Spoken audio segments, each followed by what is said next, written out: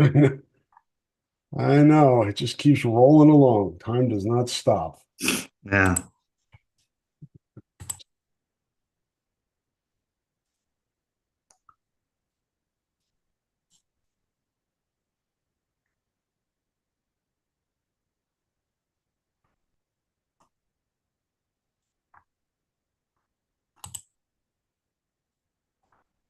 It's working slow. Hopefully, that's not a sign of things to come.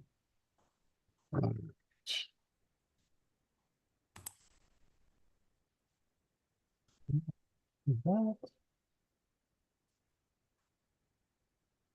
Hello there, and welcome to the Hawkeye Hotspot podcast. It is Thursday, March the 7th, about 9:15 a.m.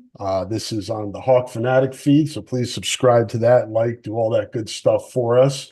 Well, it's probably funny for people watching me stumble around, try to get this thing connected on YouTube before we actually go live with the podcast, but that's how we roll here. I am Rob Howe. That is Scott Docterman from The Athletic. If you are watching us on YouTube, we've got a lot of things to talk about Hawkeyes today. The Hawkeye women begin postseason play tomorrow night in Minneapolis. The Iowa men, senior day on Sunday against Illinois. Wrestling has the Big Ten tournament this weekend. Iowa football got a commitment yesterday, and we'll hit on a couple of closing notes from the combine with Scott later on. And Iowa baseball continues its tough stretch through the non-conference, kind of a up and down non-conference so far for the Iowa baseball team, which came in with high expectations. So a lot on the plate today. How's it feel to be home, Scott? It feels awesome.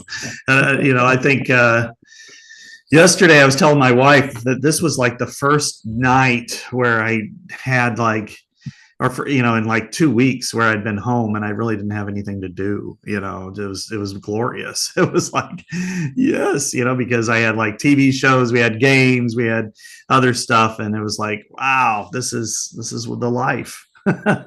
This is what being an old dude's all about, right?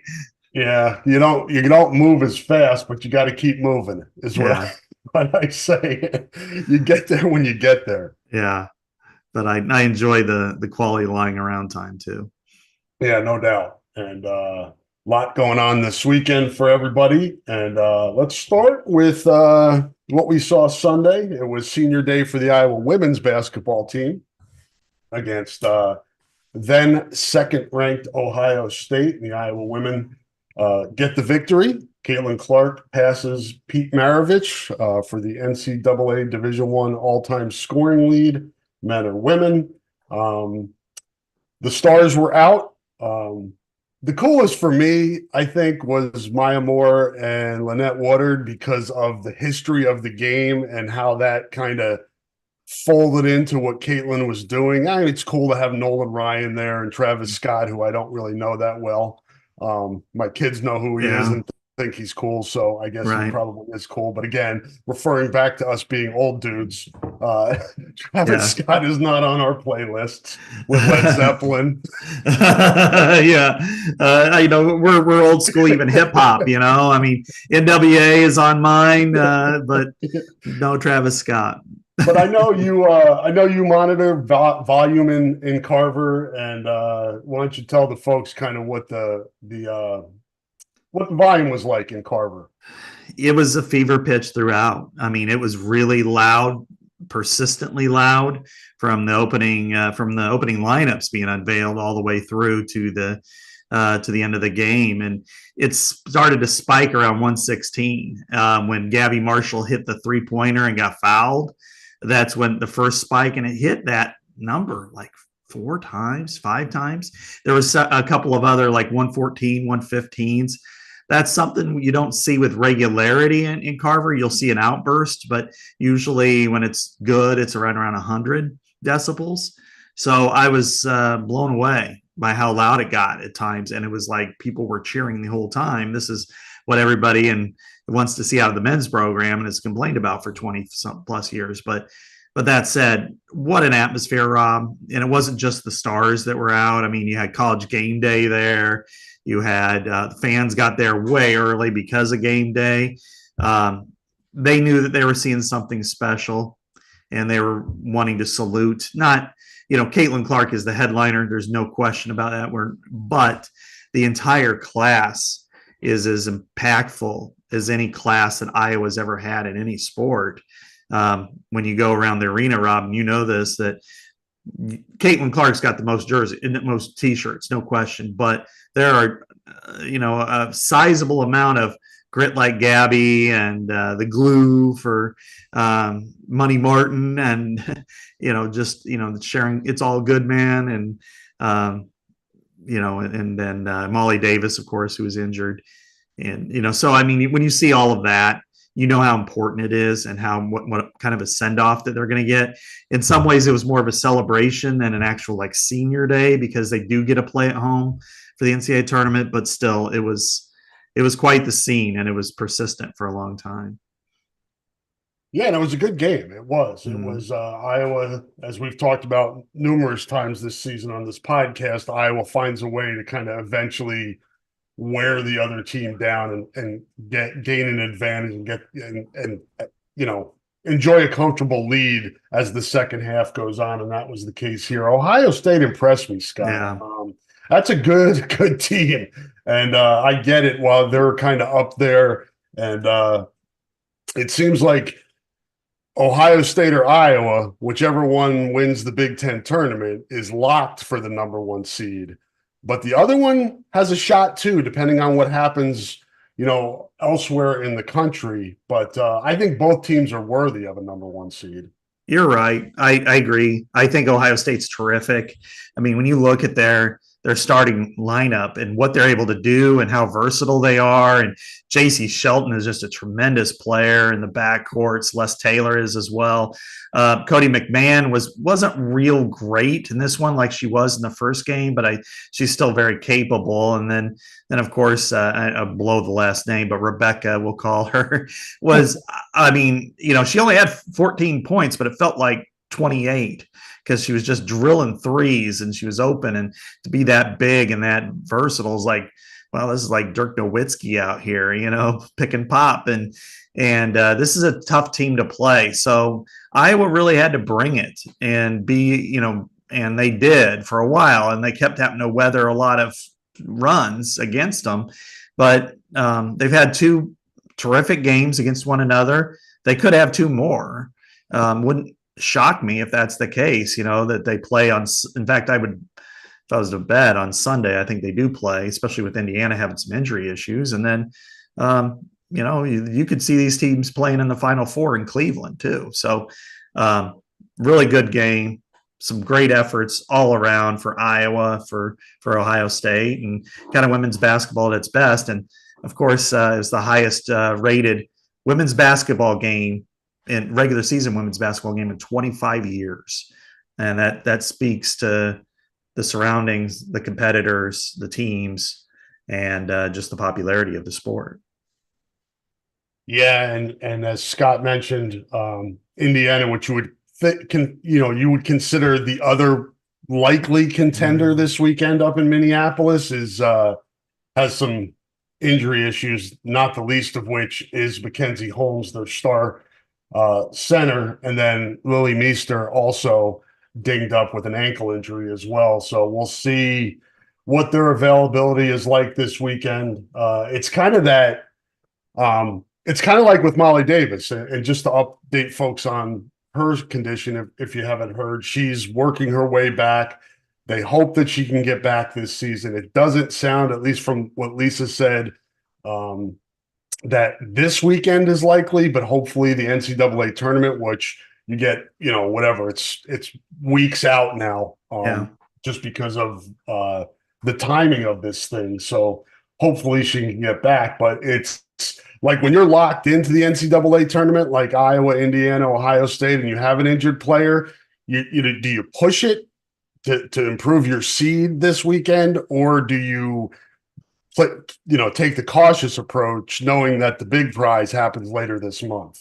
If I'm Indiana, I shut it down. I don't think there's any reason to do this. Now, they're kind of on that 3-4 border, which kind of sucks for them. I think they're good enough to be a 3. I hope they're a 3, but they could fall to a 4.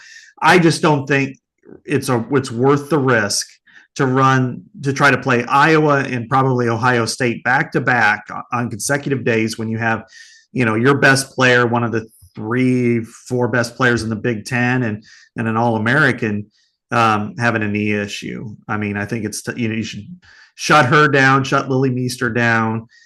If you can beat Michigan, who I expect to probably play Indiana on Friday night, then that's good. But there's no reason to push it to beat Iowa when maybe it locks you in as a 3 instead of a 4, and because I don't know that they get up to a 2 line anyway. So, but that said, that's their team. They know how she feels and what she can do. And then with Molly Davis, this is the one blessing for the Hawkeyes in a lot of ways, is that they do have that extra week. So she has this full week, she has all next week, and then she has, part of the following week. So she gets 2.5 weeks to kind of figure out where she is. And then, worst case scenario, even if she's not real ready for that first weekend, that Iowa's playing a 16 or a 15 right out of the gate. And then, a second game could be a little tricky, but I think, that might be the same type of scenario, because my guess, I'm not a doctor and I don't know specifics, Rob. Maybe you would have a little more insight than I do.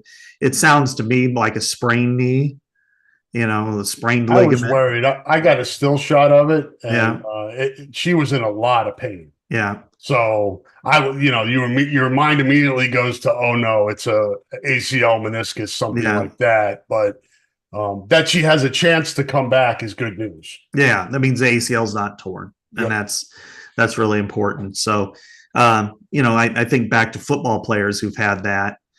It's again different sport. A lot of times, they just grit through it. They drain their knee and they do it. And I'm sure she's kind of in that position too, to some extent. But it would be, to me, it would behoove Iowa, just do what you can. And if you can't play her that first weekend, that's okay.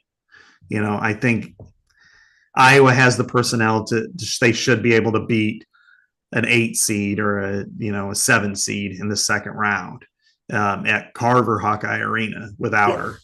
And then it comes down to, Sweet 16, can you play? Because, you're going to need to. And can you play effectively, too? That's another factor. I mean, Molly Davis at 80%, is she better than Kylie Feuerbach at 100? Or, that's where the coaches come in. Yeah, no doubt. And she's integral part of what this team has been able to do. And she's, when they went small and put her in the starting lineup, things began to click for this team. So that's what they're used to, and that's how they've succeeded. Having said that, her absence really shortens the bench more than anything, because Sydney Falter can come in, and I would submit that you don't lose a lot. What you lose maybe offensively, you gain defensively with Sydney. She's tough. She rebounds. It's a different type of player, but I don't think there's a drop-off with the starting lineup. It's the drop-off is bringing Sydney off the bench. You don't have that now. Like you said, Kylie Feuerbach, Taylor McCabe, kids like that are going to need to step up their games a little bit now. Yeah, and you're probably going to see, because with the bench, they're going to have to change their rotations a little bit and their style, and that probably will include more Addison O'Grady and Sharon Goodman even coming all the way down. And, the player who's really stepped up the last few weeks anyway, has been Kylie Feuerbach. Yep. And she had, 3 steals in 2 minutes the other day. I mean, really is, very fast, can hit threes. I'm glad to see her getting more minutes, because I think she adds that dimension. She's a lot like Gabby Marshall, and maybe a little bit more aggressive at times. And so I think you get that element on there. Whereas Molly Davis is a great ball handler, and she allows Caitlin to move off the ball, set her up, get her a pick and and pick and roll or pick and go, whatever you want to do with her.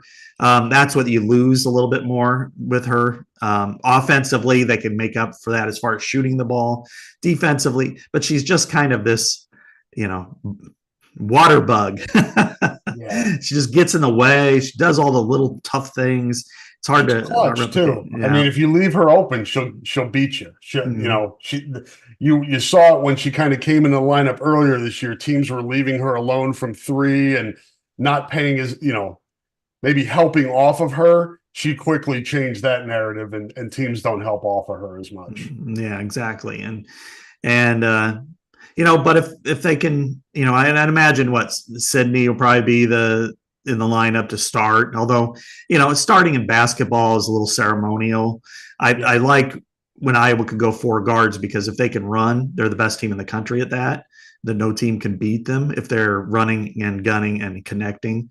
That they are as tough as it comes. But but that said, Sydney is, she could have made a very good case that she was the 6th woman of the year in the Big Ten. She is grit and toughness, and kind of like even though she's not from Iowa, man, she's she's Iowa all the way. Just what she's kind of like got a little Kate Martin in her. Yeah, she doesn't shoot it as well from the outside yet. Maybe she'll develop that part of her game, but kid rebounds, man. Mm-hmm. Kid rebounds for her size and defends. Mm-hmm. Yeah, she is a gritty glue person, and the player that I think everybody wants to see more of, and at times can really take that step forward is Taylor McCabe. And she's going to get a little bit more of an opportunity too. And she can really shoot it. In her case, it's, she's kind of held back because of Caitlin Clark, otherwise she'd play a lot more. But I don't think she's quite the defender, certainly as Kylie Feuerbach or Sydney Falter or whatever, but she's going to get more of an opportunity too. And so they've got enough to close ranks. They got enough to get to Sunday, and then Sunday's a coin flip. Ohio State's a great team, and there's a reason why they were number 2. There's a reason why they're number 4. There's a reason why they won the Big Ten outright, and Iowa was 1 game behind them. And I'm sure that if they can get to Sunday, both of those 2 teams, which I'm sure CBS is rooting for, there's another game that sets a record, because now Iowa's the 6th highest games and rated games in network history right now. And the only one that's, CBS will be there for sure, because they didn't really show much women's basketball. And then the only one left is ESPN, which they'll get in the tournament if that's what they want. No doubt. Yeah. And from a TV perspective, I found the news that Fox was considering chipping in NIL to keep Caitlin in college. There were, I guess, preliminary discussions before she announced that she was going. Man, if that doesn't speak to her power and her influence on athletics, I don't know what does. Yeah, I don't like that, Rob, at all. I think that's I agree with you.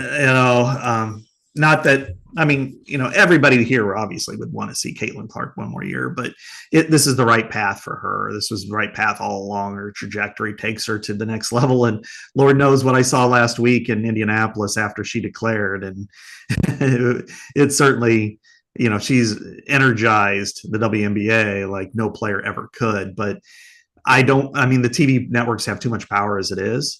They have effectively killed off multiple conferences, Pac-12 most recently, the Big East in the previous era, and Southwest Conference going back to the 90s. So TV has been a really, it's been a positive and a negative, and I would not want to see Fox. Now Fox could talk to its advertisers and sponsors and say, we would like to have this person back, and maybe you go sign her if she's available. But I think that would be a dangerous precedent. But it does speak to the Caitlin Clark effect, that when you look at these ratings, look at the early ticket sales already for the WNBA. I know. She hasn't been drafted yet. I mean, $400 a pop for the New York Liberty game. I mean, we talked absolutely right after that got announced last Thursday in Indianapolis, and I think it was by Friday that the lower bowl had been sold out for the season. That is amazing, and that's what people were buzzing about more than the combine, certainly more than the Pacers, even though they got some great players. But it was, they're going to be a playoff team. But Caitlin Clark is going to come to Indiana. That was something that really captivated everybody there. I think I saw Rebecca Lobo tweet this, Scott, about the WNBA TV contract. Is that up after this season or after 25? Do you know? It's one of the two. I know it's within the next few years. I think it's 25, but I don't quote me on that. Okay. I think so, but even so, look at the energy that she brings, and then next year you're going to have Paige Buchers that comes in and has that type of impact, and wherever she goes, and women's basketball is on the rise for sure. And as you said on Sunday, when you see Maya Moore, that kind of like, okay, that was Caitlin's hero growing up, and then you see Lynette Woodard, and honestly, this is, some people were, been chiding, sniping at anything they can Caitlin Clark related. Well, what about this? I would argue that was her passing Lynette Woodard brought Lynette Woodard to the forefront, and then Iowa graciously bringing her to the game, allowing her to be introduced and getting a standing ovation. Yeah, that doesn't happen, without Caitlin Clark. And now people are recognizing the women of the past who've really set the stage for the women today. And then now it's the baton has been passed. And the WNBA, what we'll see this weekend in Minneapolis, what we'll see in the NCAA tournament, I'm sure they're crossing their fingers, hoping that Iowa Albany and Portland are like, no, we want Iowa. Yeah, I know. The two sites for the Sweet 16. Exactly. So, whether if Iowa loses on Sunday, they're probably a 2 seed, and they'll probably won them. Portland with Stanford, like last year, would have been. If they're a number 1 seed, I don't know where they'll end up. I mean, I hate having it in those two towns. I know. It's the dumbest thing, the NCAA. I mean, the NCAA is full of dumbness, and bureaucracy in so many ways, but this one wasn't one of their brightest ideas. I mean, why not have it at like a hub city, in Atlanta or Denver, a Phoenix, a Chicago, an Indianapolis, a place where people can get to it, Dallas, Texas, Houston, whatever, even LA, even New York. Instead, Albany, New York, and Portland, Oregon. And for Iowa fans, if they were playing in Indianapolis or Chicago or even Dallas, they might hop in the car and go. They might spend that money, but man, it's going to cost $1,000 a flight to get there. And then the hotel rooms rates are jacked because, Portland might be a little different, but Albany, I'm sure it's like Des Moines. So I don't see the rationale for this. Cleveland will be different, but yeah, Albany, for those that don't have the geography down for New York, the state, is about 3 hours north of New York City. So you can fly into New York if you're, if Iowa ends up there, and then drive up from like Newark or one of the New York airports, or you can fly into Albany, and it'll cost you, as Scott said, it's like, it's not Albany is the capital of New York, but it's not a big city. There's cities around, like smaller towns and cities around it. It's called the Capital District, but it's not a place that you would think would host something of this caliber, of this magnitude. So it'll be interesting to see how they do. Yeah, and so it's kind of a thumb your nose in some ways. First of all, they consolidated it, which I understand. I mean, it saves on overhead and in so many different areas you can improve, but why those cities? I mean, they're just so far away. Last year was Seattle, and this year Portland. Okay, there's still major markets, but you're moving away the middle of America, and as Caitlin Clark has shown, the middle of America is the heartbeat of this tournament. And, Caitlin Clark, there's a reason why she's so popular, and it's because she's accessible to the heartland of this country, from Ohio to Nebraska and all around, that she goes and all these people go follow her. And I just do not see the logic in this, but it is what it is. So you got to deal with it, but they got to get there and they got to win. But if they get to Cleveland, I think there'll be an exodus of Iowa fans going to Cleveland. Yeah, no doubt. And I'm sure tickets for that are already going highly on the secondary market, especially the good seats. But Yeah. as Scott said, they've got to get there first, and that starts this weekend. And Wisconsin and Penn State play today, Scott, 5:30 Central Time on Big Ten Network. And again, today is Thursday, March the 7th. The winner of that game will play Iowa tomorrow at 5:30. So that, again, that's Wisconsin and Penn State against the winner gets Iowa on Friday, tomorrow. And you got to like Iowa's chances there. Penn State's a decent team, but Iowa handled them relatively easy here. And Wisconsin, did Iowa play them twice? I know they beat them up there. Yeah. Did they beat them here too? Yeah. Okay. They've only beat them 29 times in a row. Yeah. Yeah. And then it's true. I know.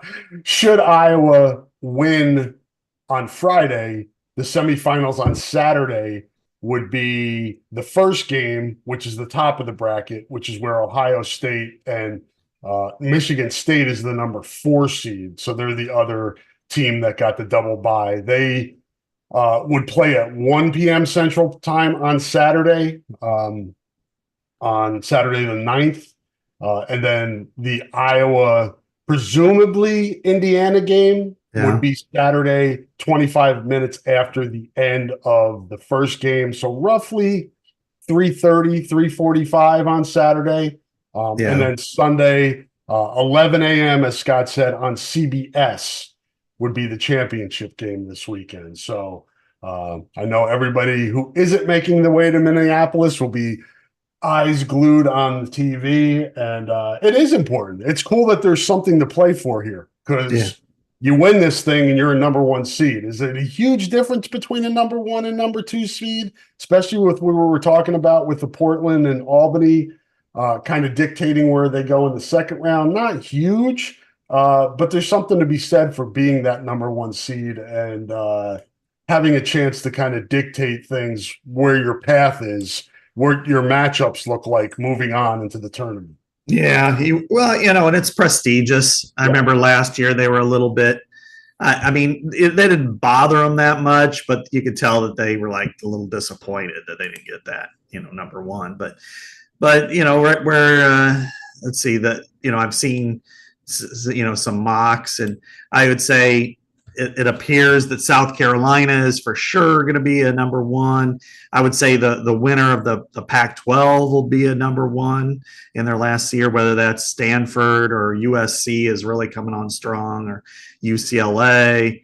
Whoever wins there, then Ohio State, between Ohio State and Iowa, and then it's kind of everybody else. Texas, although they lost, I guess, last week. Texas could be in that boat. It just kind of depends on, what it all turns out. So it could be the Pac-12 number 2. It could be the Big Ten number 2. It could be Texas. Heck, it could even be LSU if they upset South Carolina, that's the game I'm sure everybody would want to see at some point. LSU, Iowa. I don't know how much how that would work, but I think Iowa, UConn in the same. You wouldn't want that in Albany necessarily. No, you would not want that in Albany.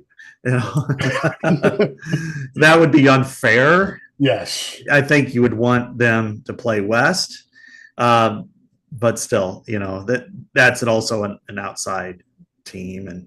But there's going to be good teams when they get to Sweet 16. They're good teams. We saw it last year, and you're going to see it now. But then again, and this team doesn't have quite the. They're missing, especially with Molly Davis out, and McKenna Warnock brought a little bit different element.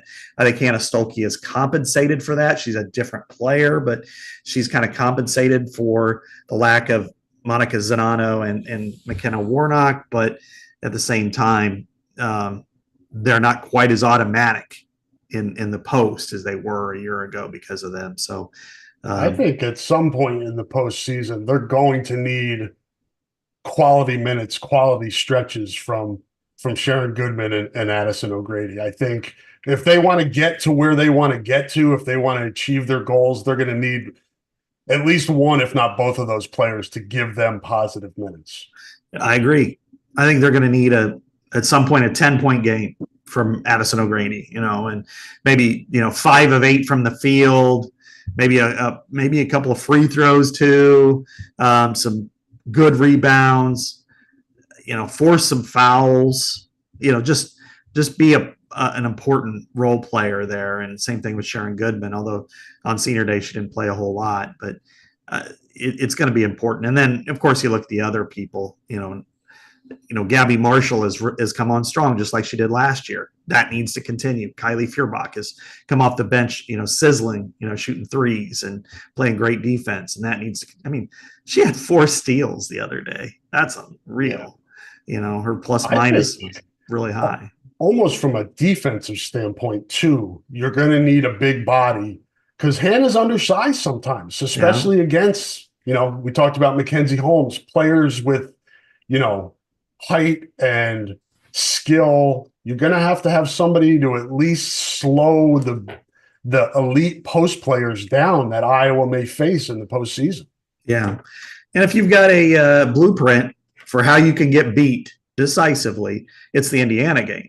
Because you're going up against an elite post who dominated you, and then you've got good shooting guards. And, the recipe's there. You're on the road at a rival who's good, who you beat decisively, who won the league last year. They were coming off a bad loss. They had a lot of focus in that game, but still, that's a learning lesson. That's how do we manage that? And I would say, when they're playing if they play Stanford, that's going to be a critical element. Cameron Brink is legit. Yeah. And so they're just going to have to be careful. And you talked about LSU and South Carolina, both we know with dominant post players. Right. And so there's all these elements that they have to be prepared for. And they will be. And if they play their style of basketball and not have to rely as much on the post, kind of like at the very beginning of the year when they played Virginia Tech. Yeah. Because Elizabeth Kitley is a tremendous post player. First team All-American for the Athletic. Yeah, exactly. So. Terrific player, but they were able to kind of mitigate that a little bit just because of that they dictated tempo. But if they get in that caught in the half court, which they did against like Nebraska on the road or Ohio State the first time, or if they just can't match up with the post and at least give it a battle, then they can be beat. But sometimes it's also easy. We get this way with football for sure, and basketball as well. You can see all the little weaknesses and the areas that could be exploited. And sometimes we don't look at the strengths, and the strengths are, of course, Iowa has the best player in the country. And she's, once you cross the half court line, she's within range, and she distributes better than everybody too. She leads the country in scoring and assists.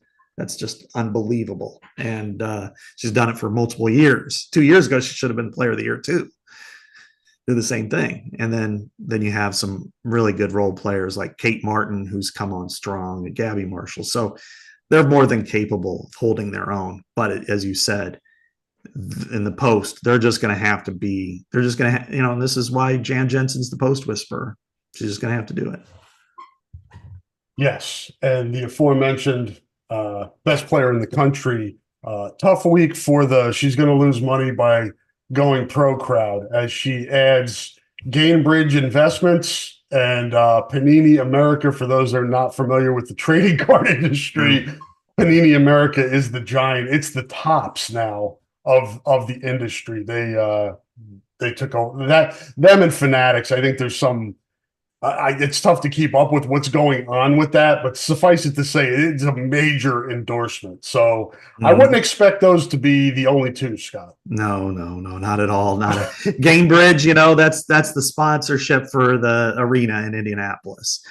So she is loading up. Yeah. So $750,000 she's supposedly losing, which is bullshit. She's not losing a damn cent. She doesn't take anything from the collective here. Yep. So she's only gaining more money now going forward. And, I'm sure there was somebody who might have paid that to keep her here, but, it's more than money. I mean, but she's going to get plenty of it. She's going to be able to, she's ready, man. She's ready for another challenge. I don't want to disparage any of the college players that she competes against, but she needs another challenge. She's the best player in the sport. She already owns all the records. She just passed Pete Maravich, and I know that there's been. See that cut up on. I haven't watched it yet. It's pretty cool. It is pretty cool because you talk about the comparisons, the way they are magicians with the basketball. Yeah, and it really points it out that the comparisons and the similarities that they have in their game. It's interesting. A lot of people have said, well, he only did it in 3 years. He didn't have a 3-point shot. That's all well and good, but Caitlin has shot it. She's shot 2,593 times in 3 years. Pete shot it 3,166. So he averaged 38 shots a game. She's averaging less than 20. So and of course, oh, by the way, she's fifth or fourth all time now in assists. Yeah. So she's. I just think, like you said before, I don't get as much into the who's better, like who's the GOAT. To me, the coolest part of all of this is people getting to see what Pistol Pete was like. Because nobody knows what he was like, but you put a video together and, intertwine what Caitlin is doing to what he's doing, and you're like, wow, that guy was good. And you maybe never saw video of what Pistol Pete was like, or Lynette Woodard, or Maya Moore even. And she's not even that old, but to bring, and I'd like to see some of that in the local realm too, because Vivian had some of the best players Michelle Edwards was one of the best players in the world when she played. And she played here. Tony Foster, go down the list of the Tangela Smith, go down the list of some of the great players that played in this program. And hopefully people get to know the newer generations get to know some of those great Iowa players too. Well, exactly. I mean, and I would even argue that up until Megan, a lot of that seems like history, almost ancient history here. People know Megan Gustafson, although Kathleen Doyle has kind of faded off, and she was only the Big Ten Player of the Year as well. Sam Logic. Yeah. I was going to bring them up. Sam and Allie, Kasheen Alexander, some of the players that played in the early part of the last decade were fantastic. Lindsay Meader. Right. Jenny Lillis, now Jenny Barancha. I mean, there were really good players. This has been a really proud program for a lot of years. And it might be tough to get Jenny to come back, but maybe in a few years. She's a little busy. Yeah, maybe in a few years, if you know what I mean. But they won the Big 12, didn't they? Yeah, I think so. Yeah. So she, but we'll see. She could be that would be a definite coming home moment if that happens. But yeah, you look at there are a lot of former Iowa women's basketball players. I tweeted this out the other day, the amount of former women's basketball players from Iowa that are in the coaching industry right now. Mm-hmm. From Tangela Smith's an assistant at Northwestern. Michelle Edwards is an assistant coach. Shannon Perry is at UCLA. Kara Consuegra coaches at NC Charlotte. She's the head coach. We mentioned Baranchek. Jamie Brandt, former Jamie Prinny, coaches at Liberty High. I mean, just Jolette Law is still involved in coaching. Yeah. Nicole Tunsil, another name from the past. She's still involved in coaching. So great history. And to me, that's the coolest part of this Caitlin stuff. Not only shining a light on Iowa history for Iowa women's basketball program, but the sport overall for men and women, like Pistol Pete and, some of the greats of the game. Yeah. And then, And what probably infuriates me the most are, not are the people that want to make a fight about it, and well, what about Pearl Monroe? And it's like, did you even hear about her 2 weeks ago? No, you just heard about her because, and let's face she's it. been gracious. If you've seen interviews with her, she's like, God, I love Caitlin Clark. People know who I am, and people are giving me credit for what I did. Exactly. And that's the best part, that it brings these names out, that people can recognize their greatness no matter what their level of, but instead of, dickhead fans who are like, oh, well, what about this? Oh, he only did this. It's like, guys, respect Caitlin Clark. There's room for everybody. Yeah. I mean, if I say she's the greatest, don't say, well, what about, she didn't get all the points.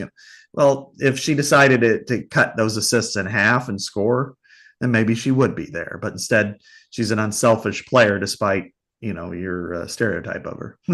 Yeah. Nobody needs to, I mean, it's silly to try to argue with people that are not going to listen and not going to appreciate the sport itself and all of the great players that have helped build the sport up. Yeah. And we've seen, some of the pioneers of women's basketball, Lynette Woodard being one of them, getting it to a certain point. And then, Maya Moore, and then, players like Sue Bird and Lisa Leslie, and how they've kind of raised the WNBA through the years to a point. And now you've got a player that can take it to the next level. That's what you want. Nobody should be against that. That's good. Right. And, and I think Aaliyah Boston's been terrific, doing broadcasts, on Peacock, and I can only imagine what's going through her mind playing with Caitlin because of the passing. She's gonna eat. Big time. She knows that. Yeah. It's gonna be fun to watch, just because, again, no offense to anybody Caitlin's played with, or, over her career, she's never played with a post like that, with those kind of hands and that kind of ability. And so I think this is going to be unbelievable to watch. No doubt. And it's nice to know that we've spent about 40 minutes on women's basketball to start this podcast. That gives you a little indication of what she's done for this sport and what the Iowa women's basketball program has meant to not only the local people, but people nationally and internationally. So great to have a chance to talk about that. We're going to take a break now, and then we'll come back and get on to the women's or men's basketball talk, wrestling, a little football, a little baseball. Need to bring up my read here. Here we go.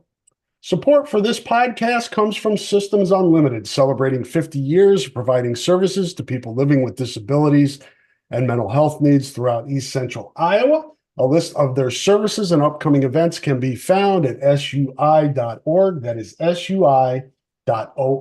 Systems Unlimited. We appreciate them supporting this podcast, but especially appreciate the great work they've done in the community for over half a century, and the people that they look after. So thank you to Systems Unlimited. We're going to hear from a few more sponsors, and Scott and I will be back on the other side. Hang in there.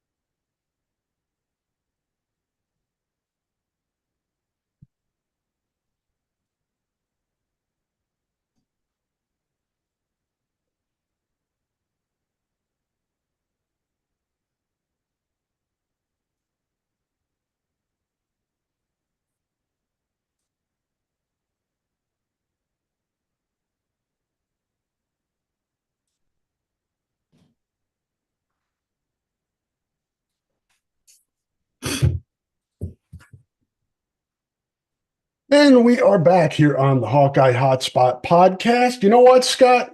Switching is easy. We do it all the time. We switch on the lights. We switch TV channels. Some of us switch partners while square dancing. That applies to Scott. Well, maybe that's a little bit of a stretch. But what's not a stretch is how you can switch and save with State Farm. In fact, State Farm agent Chad Birch, right here in Iowa, can switch you over so you can start saving today. Chad and his team are ready to welcome you to the State Farm neighborhood. With Chad Birch, it's easy to switch and save. Just give him a call. When you want the real deal, like a good neighbor, State Farm is there. And that ties in with our conversation about Caitlin Clark, because you may have noticed State Farm sponsors her as well. Yeah, I think we've known that for a little while. If you watched any of the games, Hey, Jake from State Farm was there. Yes, at Carver on Sunday, like a good neighbor. He was awesome there. Stuff. Yeah, watching like him interact with Travis Scott, it was just surreal. Some of that stuff was just Nolan Ryan. I mean, that was just the kind of like, wow, this is nuts. I know. I mean, did you have them on your bingo card? I mean, No. Maybe Travis Scott, because I mean, he's been interacting with Caitlin for a few years. Yeah. Jake from State Farm, that makes sense. It's kind of like when the Bush Light guy went to Ames for an Iowa State game. But Nolan Ryan was one I was not expecting to show up to watch Caitlin Clark play in Iowa City on her senior day. Paid some good coin for those seats. Yeah. I saw $7,000 or something like that. For 5 seats. Wow. But he's got it. Yeah, he's got it. He had a pretty nice career. He likes the Carver popcorn, man. He was wailing on some popcorn. When I was trying to take pictures of him, I had to wait for him to get done eating his popcorn. Yeah. Wonder if he got a Carver cone.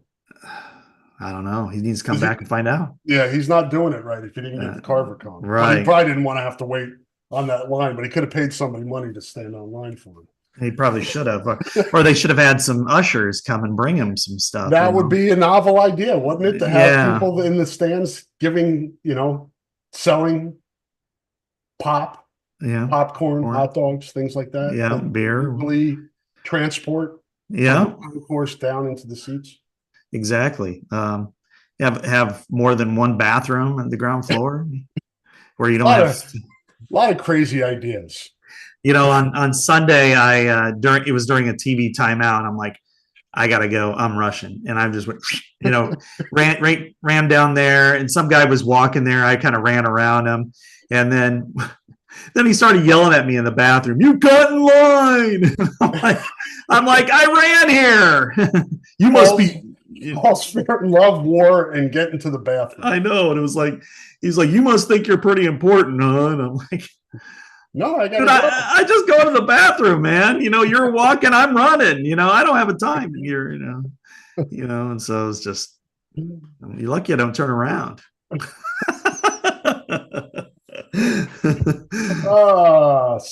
Last Sunday was sold out, Scott, for the women's game. No surprise there, but it's good to see. We got word this morning that this Sunday's game at Carver Hawkeye Arena, the Iowa men playing host to Illinois.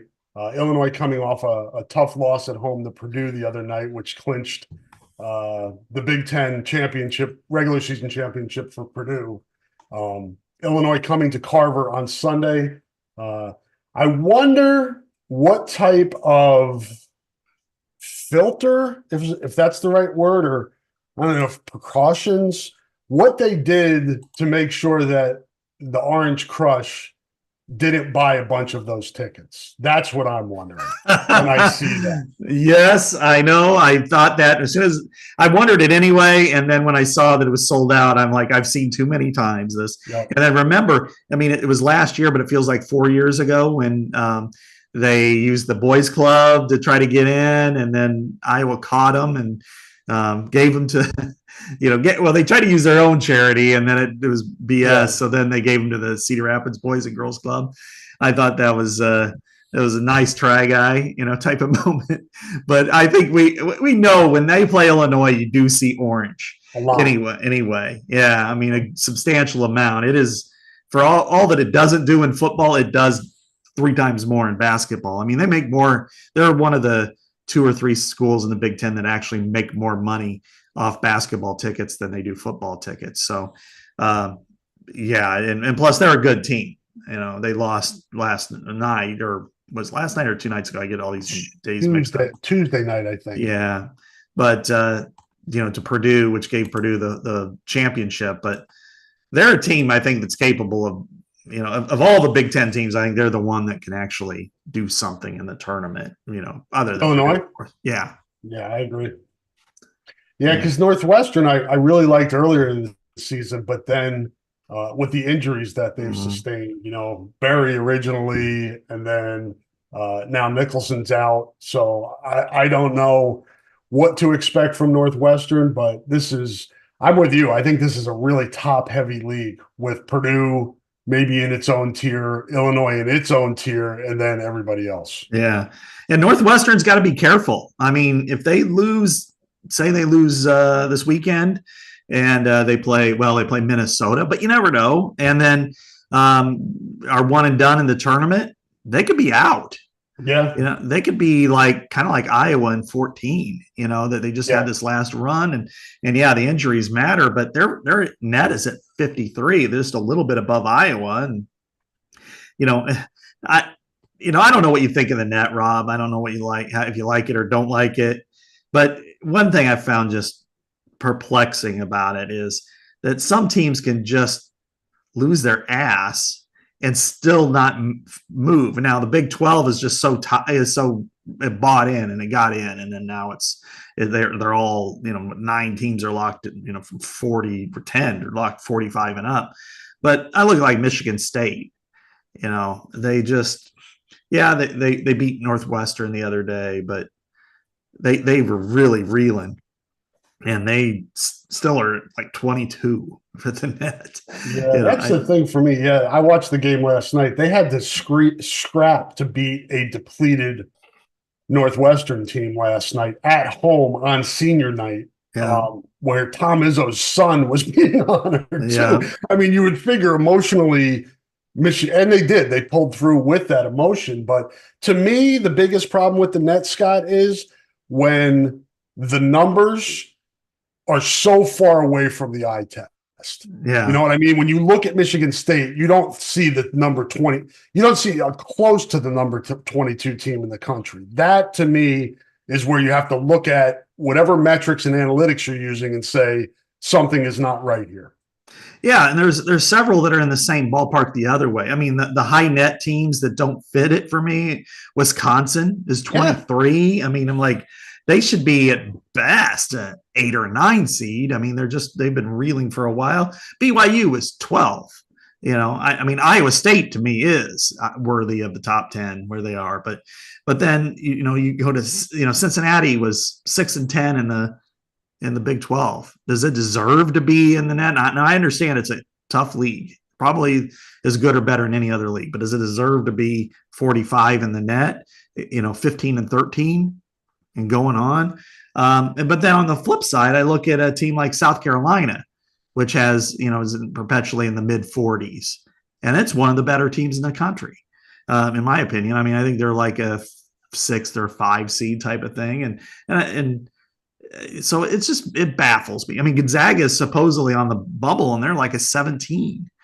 So yeah. I don't know how you do it. I don't know which way you're going to do it, but I'm not a fan of it. And it's not because Iowa's on the bubble. They deserve to be on the bubble based on their quality of work. But it's just as a whole that I'm perplexed by, probably by the Big Ten teams, most of all, Michigan State and Wisconsin. I just don't see them being there. I think Nebraska is going to get in, and they might actually win a game this year, maybe. And then we'll go from there. Yeah, you look at the standings heading into the weekend, Scott.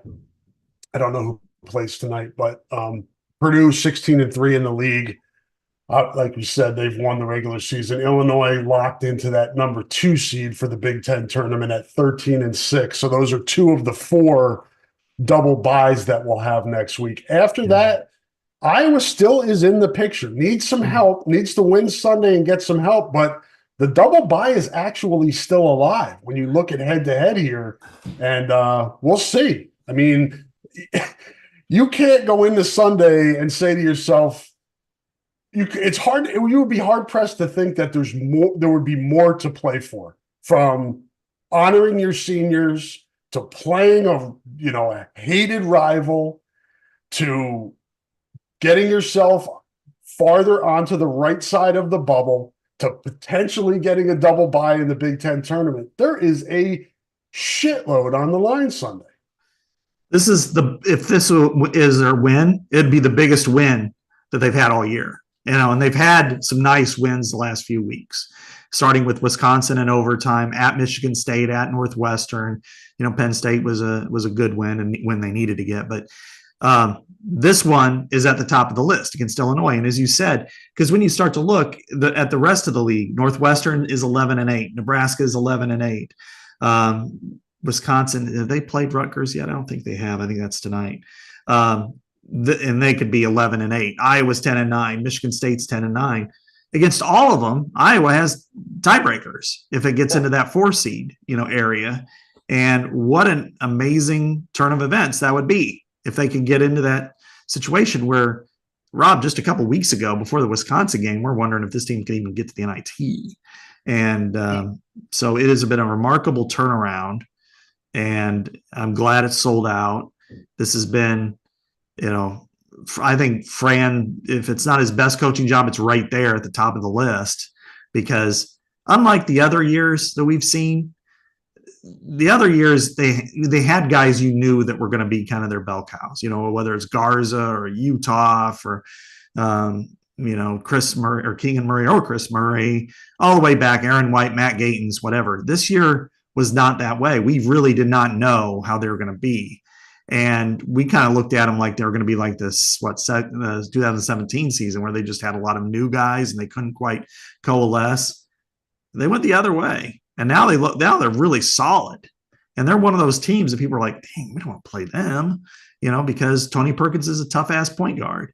Peyton Sanford is shooting his ass off. Josh Dix is coming out of nowhere, 3 straight 20-point games. Best defender they've had in the backcourt in a long time. You've watched this program for a while. I was trying to think, and I tweeted this out. Just a guy who has made the jump that Josh has made from freshman to sophomore year. I think, Keegan Murray obviously he's the poster guy for making a huge jump. And but I would say that he probably came in more ready than Josh, particularly because of the gruesome injury that Josh had to overcome and come back from. But he's gone from, just kind of a couple minute role player last year to all Big Ten caliber 2-way guard. And it's just been awesome to see. It certainly has. I'm trying to rack my brain, trying to think of who kind of fits that to some extent. And the players that I'm thinking of, they made jumps, but they're not as big of jumps as he's made.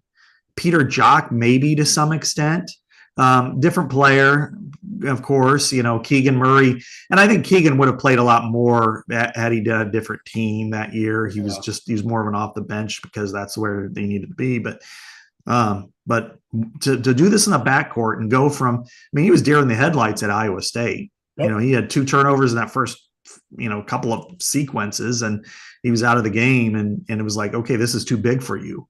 And now he's owning the court, and he's 2-way, as you said. He's the type of guy that, if you could go back and replay some of these games that you lost close, you get him on the floor. You make sure against Maryland that you're the one defended, you're the one doing this.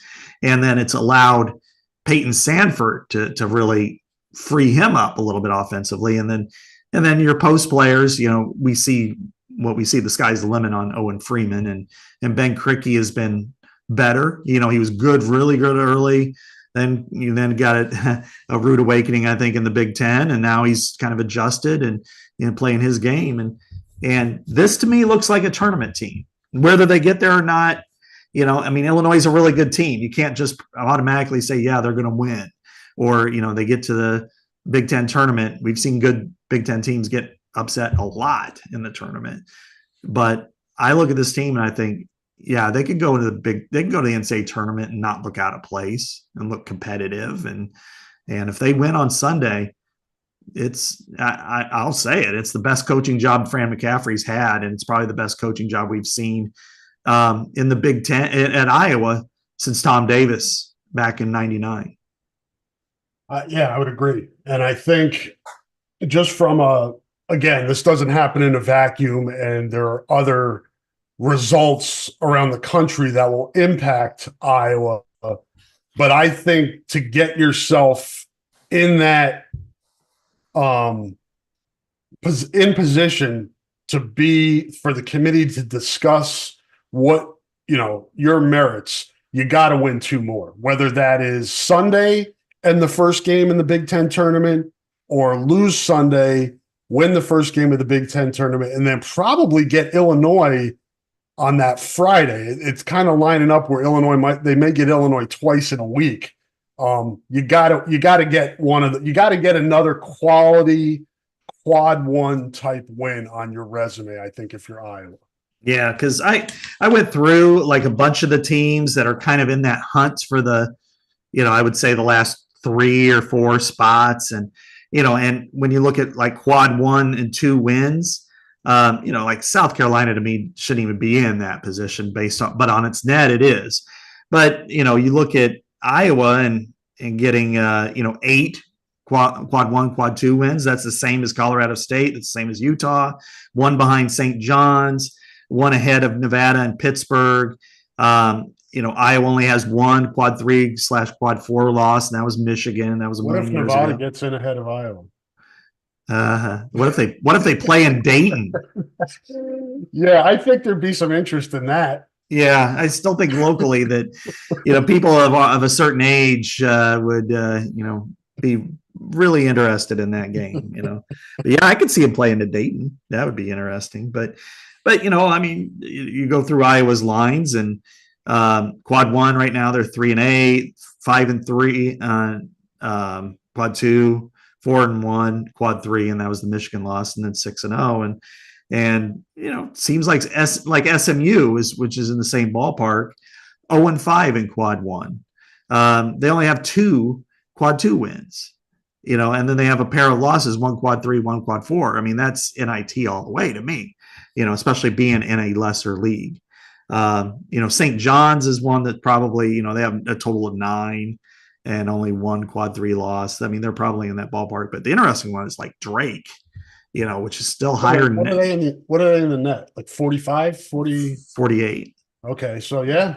They've got 5 quad 1s. And I've seen people, Scott, just say, hey, the Valley's a 1 bid league no matter what. I don't understand why Drake would not be in consideration. Well, yeah, I'm there with you. I mean, when you look at their net, you to me, anything certainly above 50, probably 60, you've got to really start to analyze, do they belong? Yeah. And Drake is 25-6, and they have 5 quad 1 or quad 2 wins, and they have 2, 3 or 4 quad 3 or 4 losses. But that's a team you've got to be cognizant of, and Indiana State is way ahead of them. This is one of those where, if you're Iowa, you're rooting against a lot of these teams as well as you're rooting for yourself. And Drake is one that you may feel weird about, but you might want to root against, because if they get beat, then they might send them down a little bit, and then it's Big Ten versus Valley, second team, and you might have Gary Rima complaining, but nobody else.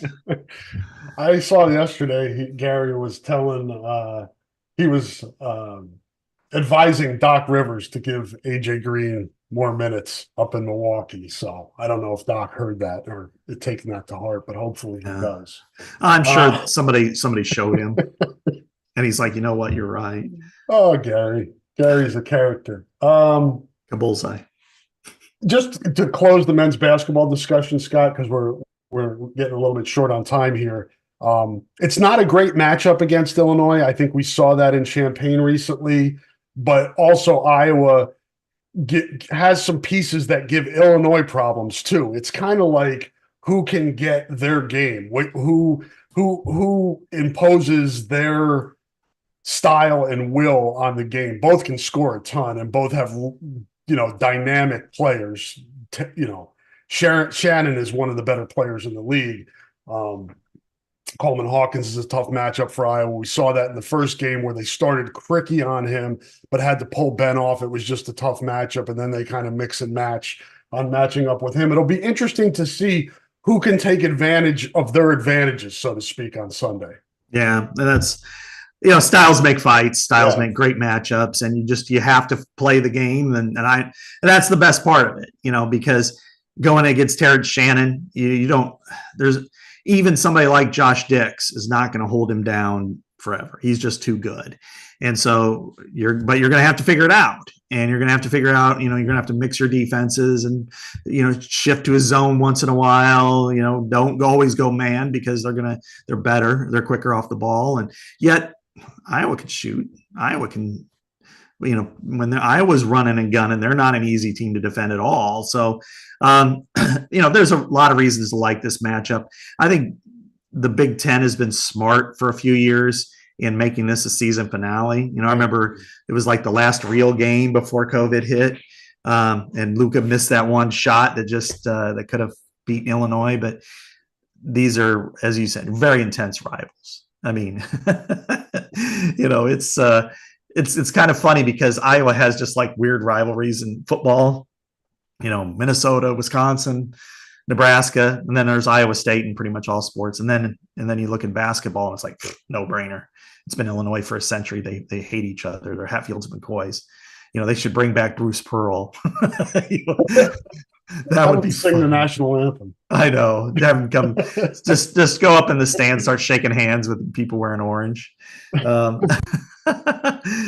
to end this regular season with this heated matchup, with a sold out environment where you're going to see some orange too, you're going to see some rubbing. They're going to argue. Remember times when I think it was Connor McCaffrey got nose to nose with some players, and in the handshake line, they went at it one time. And I love it. Two very intense coaches. I think this is what you want to see, and it's a great way to end the season. And there's a lot at stake for Iowa, for sure.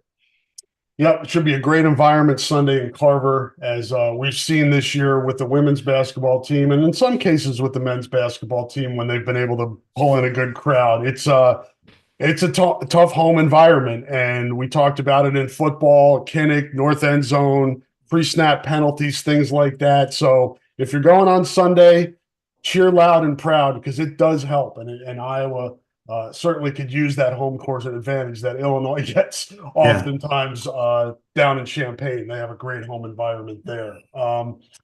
Flip to wrestling here. Again, we don't have a ton of time here, and I apologize for that. We'll get more. We'll recap the Big Ten tournament more next week, because then we'll have an idea of what the NCAA championships look like. But Scott, no number one seeds for Iowa at the Big Ten tournament. Big Ten championships for wrestling. Drake Ayala at 125 is the highest seed. He is a 2. Real Woods is 3 at 141. I know there were some. Caleb Rathjen is a 3 at 149. Jared Franick is a 4 at 157. Michael Caliendo is a 3 at 165. Patrick Kennedy is a 3 at 174. Zach Glazer. Zach Glazer's a 3 at 197. And then Bradley Hill is a 7 at heavyweight. I'm not sure. I did not catch Tom's press conference this week and what his thoughts are on Ben and redshirting Ben and what the parameters are for that. Do you know?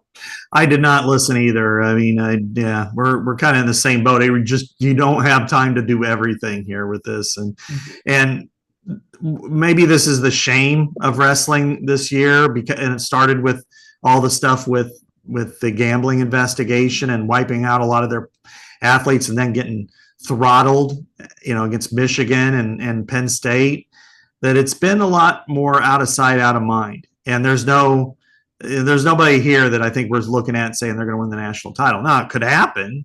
Real Woods could go to nationals and win it. Drake Ayala has been good, but they've lost some matches that you're like, wow, how did they lose that? So I think there's not as much intense interest, or maybe, dare I say, casual interest, because casual fans that normally would be like, oh yeah, how about the wrestling team? They don't even care because it's well, you got Caitlin Clark, and Right. you got other things to worry about. And the diehards are locked in anyway. Yeah. The wrestling lifers and people that really enjoy this stuff know what's going on, and probably are, if they're out there listening to us, they're like, these two idiots don't know what they're talking about. And I get that, but we want to give it attention too. I think from a positive standpoint, Scott, I think Iowa wrestled its best duel at the end of the season at Oklahoma State. So hopefully for Iowa, that gives them some momentum coming into this, because we've seen it before. 2, 3 seed, you're in position to win this thing. You're in position to be at the top of the podium at the Big Ten tournament. If you're in that, top, and we've seen lower seeds than that even come and win championships. So you hope that Iowa's able to build on that Oklahoma State momentum, take it into this weekend, and then put themselves in position to at least finish as high as it can when it comes to the national tournament. And I think most people, whether they be, diehard wrestling fans or casual wrestling fans, understand that Penn State is the prohibitive favorite to win the national championship. But if you're teams like Iowa and Oklahoma State, Michigan, whoever it may be, you want to do the best you can and challenge them as much as you can in the national tournament. And that begins this weekend. Yeah. I mean, finishing second never sits well with Iowa fans, and I get it. And I agree with it. This is the sport where, you're the dominant program, or were the dominant program, and now Penn State has taken that mantle, and you want it back. And this is just not the year that it's going to happen based off what we saw. But what you want is you want your team to wrestle their best, to wrestle up to their seed and be a little bit beyond, and compete at the highest level as possible. And I think it's hard to say if that was the case against Penn State. It certainly was not the case against Michigan. That was an embarrassment, and so they needed to get back. And I'm sure they're going to seek to and probably eliminate some of those issues that they had, and maybe get some revenge in those matches. And I think in Iowa's case, gunning for number 2, well, not a program goal. That's the best you can do. Dan Gable would always say, well, if you can't win it all, get the next best thing, and that's going to be the next best thing. So I think that's what they can accomplish. And if they can meet their seed or exceed it, then I think that's probably what they want to do. And I think, for a couple of guys that have a chance, to really, if I was to point out like 4 guys that I think, they've got a chance to maybe even get all the way to the final 9, and you want to see them wrestling at a better level. I think Drake Ayala is certainly one of them. Real Woods, that was a surprise, some of his loss. At least the first loss was a real surprise to me. I think Jared Franick, this is his first year, but he's still, a pretty good wrestler. I think he's got a chance to make something happen here in his final year. And then Patrick Kennedy, he was a guy that missed out early on, and I think he's kind of an ascending guy at 74. I'd like to see them really take those steps forward. Not I don't want to see the others too, but I think those 4 in particular are guys that I think are capable of taking another step. If there was one good thing or one positive thing that came out of the Penn State duel, it was Zach Glazer's match against Aaron Brooks. He hung with him. Yeah. And that's saying something when you're talking about Aaron Brooks. So we'll see. Hopefully he gets another crack, and you never know. You never know. That would be a major upset, but it at least gives you a little bit of hope there that it's not so lopsided that there's no chance that you're right. like, well, there's no chance that so-and-so is not going to be able to compete. So you just, you hope that you're peaking at the right time. Like I said, the Oklahoma State duel gave hope of that, and we'll see. We'll see what happens. That's in College Park, Maryland, the mecca of wrestling in College Park, Maryland this weekend. So a lot of big wrestling fans on the East Coast. New Jersey is a big wrestling, Pennsylvania, that are in that area. So good for those folks that they'll have an easier way to get and watch the Big Ten championships. And I kind of like that they move it around a little bit. So switching to football, Scott, Iowa with its 6th known verbal commitment in the 2025 recruiting class. So these are kids that are juniors now, will be seniors next year. So a ways before they get to Iowa. Eli Johnson is a 6'5", 230-pound junior tight end from River Falls. Watched his tape yesterday. River Falls uses him a lot of different ways. I've seen the film. He was in the slot, he was out wide, he was in line. Very versatile receiver, advanced in that area, and with that body, you hope that he develops as a blocker as well. Really nice starter kit there for a position that obviously Iowa has thrived at. Also had offers from Michigan State, Minnesota, Iowa State, Kansas, Missouri, Purdue, Vandy, and West Virginia. So a good group of schools that were interested in him. He teams up with Thomas Meyer to give Iowa two. I think Meyer is the 10th ranked, according to the 247 composite. I think Meyer is ranked 10th nationally in the 2025 class at tight end. And I believe Johnson is in the 30-ish range, if I'm not mistaken. 34. 34. So that you want to lock up the positions that you are really good at. And they've done that in the 25 class here. Two really high quality tight ends in the initial portion of this class helps this group to have, I think they're top 20 nationally. Again, it's so early 18, that it's so early that it's tough to look at class rankings. I'd rather focus on the position that they've secured, and that's good to see. Yeah, they're sitting 18th, and those rankings to me are kind of laughable at this stage, because you want to wait really until you get to the summer, after kind of their, kind of reassess it in early July and look at it from there. But, they've got 6 pretty good players. They've got their quarterback in, they've got a couple linebackers. They seem to look like they're pretty much done there, although they have one more kind of hanging out. They got to get offensive line. I think that's the next step. A couple of guys. I know I included just players to watch in the next couple months. I think Mason Woods is a really interesting name. Because he's kind of considered a tight end, but will he get there? And do you really want 3 tight ends in your class, or will one move? I guess we'll find out. That's an easy problem to have. That's not a bad one. I like him at safety. I mean, I've seen him in person since all the last 3 years, and I really like him on that side of the ball too. So I think he's a player. You get him on the bus, like Norm likes to say. Norm Parker used to like to say, "Find the seat later." But Mason Woods is an athlete you want in your class. Yeah, if he fills out like his dad, you're in good shape. Yeah, LeVar. IOC Epineza, Yo Man, as his dad calls him.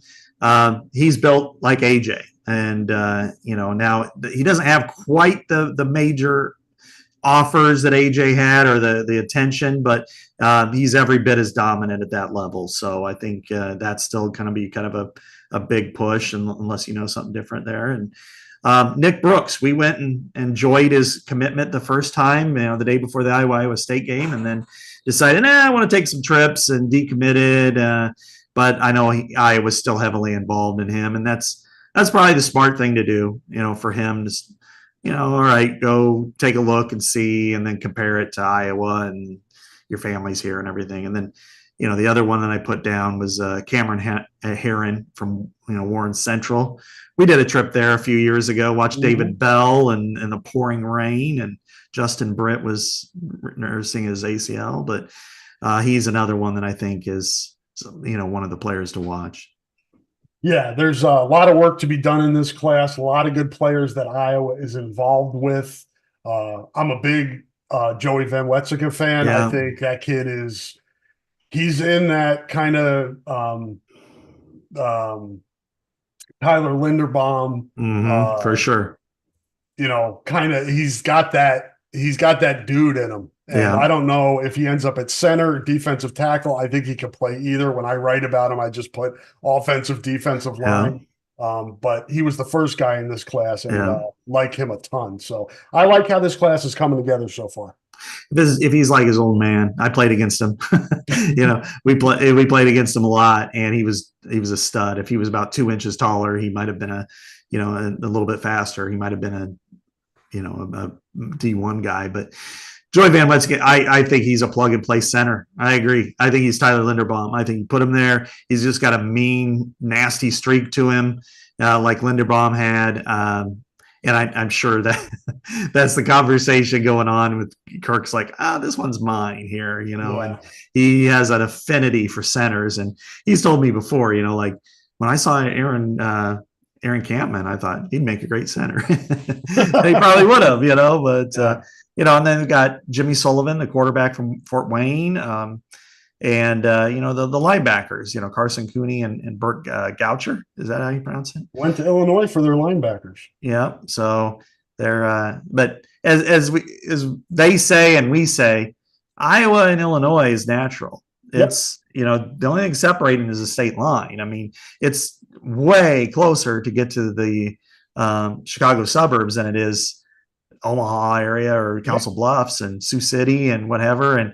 And so, like when they lost Grant Bricks, and I had people in, when we were writing about him, national perspective, and they're like, how can Iowa lose somebody like that in their backyard? I'm like, their backyard, he's closer to Kansas State and certainly Nebraska than he is to Iowa City. It's far. The Chicagoland is much more their home turf than Western Iowa in some ways. So, but I think they've got a good, solid start. We're in March, they've got spring ball coming up. So in less than 2 weeks. So, there's going to be guys rotating in, coming in, visiting, maybe you might pick up a commitment there. Then you got the heavy hitting time, they're May and June. And so I would expect them to have probably another 8 to 10, and by mid to late June. Yep, I think that's fair to say. They usually get into those at least mid to high teens by, the end of that June period when they have the official visit day in June, and then they have the tailgater and all that stuff. That's kind of the conclusion of this next period that we're about to get into here. Big time for the 25 class, and they're working on 26s and 27s too, and we'll talk more about them as the recruiting stuff starts to heat up here in the next few months. Want to close here quick and get you out of here, Scott, because you got another podcast to do. Iowa baseball now sits at 6-6 overall. Had a win. Was that last night? No, Tuesday. They beat St. Thomas over at Banks Field 9-3, and that was coming off losing 2 of 3 at Ole Miss. Iowa has lost 2 games to Ole Miss. They've lost to Wichita State, Virginia, Auburn, and Lehigh. All if you could say quality losses, maybe Lehigh's the one that kind of sticks out a little bit, but those other teams are all baseball schools, so to speak. So, where do we see this Iowa team? The way Rick set up this season is he was going to make sure that this team was tested in the non-conference going into the Big Ten. I'm sure he's hoping he'd win more of these, but, now it's going to put more pressure on them to do well in conference play this year. It is for sure. And I think it is a little bit disappointing for them with the arms that they have, the season that they had last year. They wanted to, losing 2 out of 3, that's no sin at Ole Miss. I mean, you're on the road and at an SEC school and in their home environment, and you won 1. I think that's okay. I think they would have liked to have won 1 out of the 3-game series that they went to in Florida. I think it was Florida went against Virginia, Auburn, and Wichita State. They needed to win one of those. But overall, we also know one thing about Rick, and we'll revisit this in 2 months. Every freaking year, they get a lot better through the course of the year. And by the end of the year, they're going to be the best team, if not the best, one of the top 2 or 3 teams in the Big Ten. And, I don't know that they'll be punished for a lot of these losses. If they could have got a couple more wins, it would have been helpful. But, they are tested. They've taken their lumps. They're going to get better. Rick always has them in position to be very competitive in May. I would expect the same thing this year, but But they did lose an opportunity. I do think that is also true. Bullpen's been a little shaky. You need to figure Yes. that out. The starting pitching for the most part has been solid, which we expected. Yeah. Some shakiness in the bullpen. It's going to help if, Marcus Morgan and Brody Brecht and Cable Obermueller cut down a little bit on their pitch counts and maybe get a little bit deeper into games and then not tax the bullpen as much, but the bullpen still needs to be better when they get to it. So that's really the thing. And like you said, Rick is good at this. He's figuring it out, mixing and matching. He's working through this right now, what he can use, what he's got in his bullpen. And I think they'll figure it out. Wasn't it last year where they had like the best start in season school history and kind of played off of that? And they had a win against LSU. That was a big deal last year. But, you've got to do it this way if you want to be considered for an at-large. And I think that's what their goal is. You don't want to place it every single ounce of your season on a tournament to win it, to get into it, unlike, like the Valley schools in basketball, but you want to put yourself in a position to where, hey, you get to the semifinals and you tap out, or the final and you tap out, that you're still good enough to get into the postseason. And I think he's put himself in that position. And I think by having a really competitive schedule, and it didn't work out exactly the way they wanted it to, but they're still a quality program. They're still picked to be number one in the Big Ten. They have a lot of things to work on. It's still the first week of March. So we'll, pardon me if I don't get knee jerky on this one and just kind of say, I've seen this before. and Rick Heller will have them to be one of the best, if not the best program in the Big Ten in 2 months.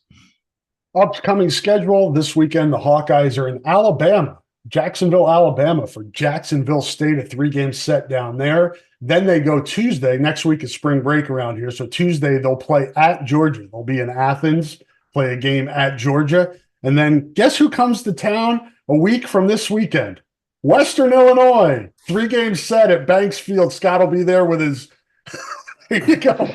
Scott will be there with his gear on. He'll be ready to cheer on the Bulldogs. The Leathernecks. Leathernecks. Why is it a Bulldog? Well, what are they going to have? A Marine? It's Rocky the Bulldog. So he's the mascot. But yeah, they're that's no, I got my piece of paper from Western Illinois University because it was the least expensive school, and I enjoyed my time there. But yes, I guess maybe I should make some room to go see that in between all the other basketball games, right? 3-game set at Banks Field. It'll probably snow. Is that true? Huh? Is that really going to happen next weekend? Snow? I don't know. Okay. You know how much around here with the weather, it's so unpredictable. But yeah, what is predictable and unpredictable, we're not going to worry about anymore on this podcast because we've come to the end, and we're going to set Scott free here for his next podcast. Again, women's basketball Friday night, Friday night, and on into the weekend in Minneapolis. Big Ten championships in College Park for wrestling. The men play Sunday, Illinois at home. A lot of stuff going on in Hawkeye land, Hawkeye Nation, if you will. So enjoy it all, folks. And Scott and I will be back next week to talk about it. Thank you to our sponsors. Thank you for listening, and have a great week.